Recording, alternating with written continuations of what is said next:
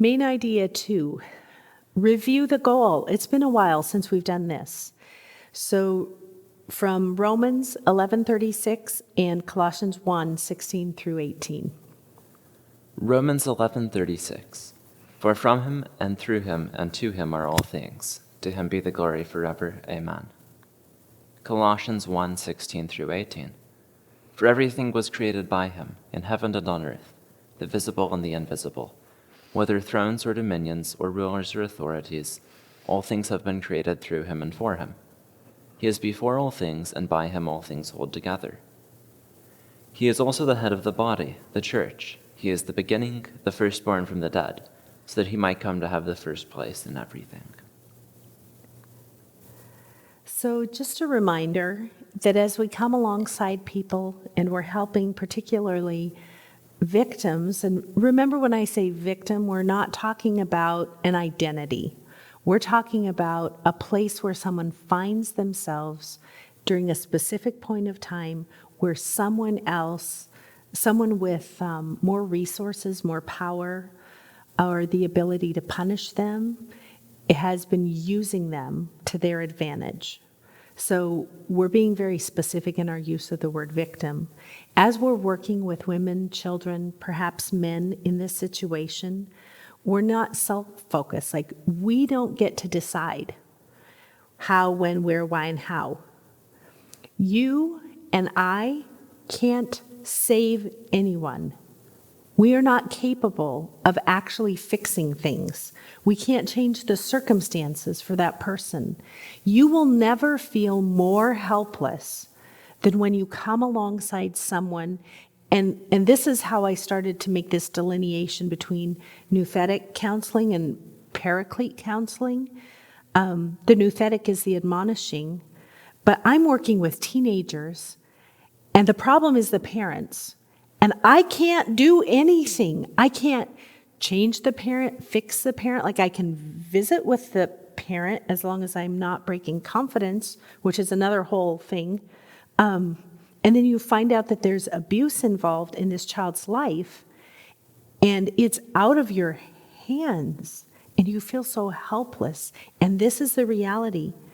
We can't fix those circumstances. We can't change that person in the situation.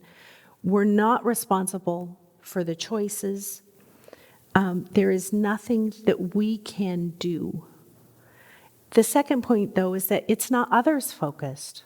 Like, we are not responsible for all of these other pieces of their lives. We're not focused on them changing, fixing, doing, because they can't either.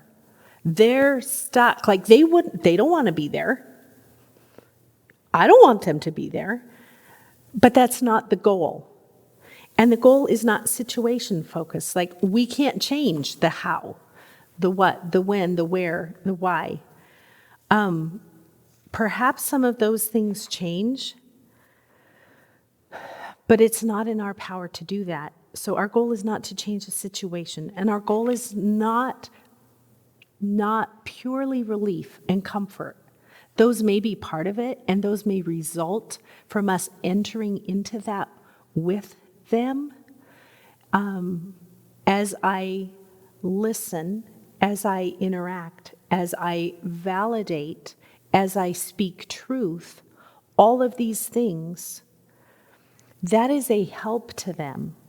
But ultimately, the goal is a God focus. We put God at the center. We want to come alongside and serve this individual in a way that is consistent with the person of Christ, with the work of God, and we want to represent him accurately and supernaturally. And I'm just telling you, when you start working with kids and when you start working with women who don't have the resources or the power or the ability to change anything in their world that is oppressing them or holding them captive, you need a higher focus. You need something bigger than you, and you're trusting that God will use you And he will work in spite of you sometimes and through you to accomplish his will.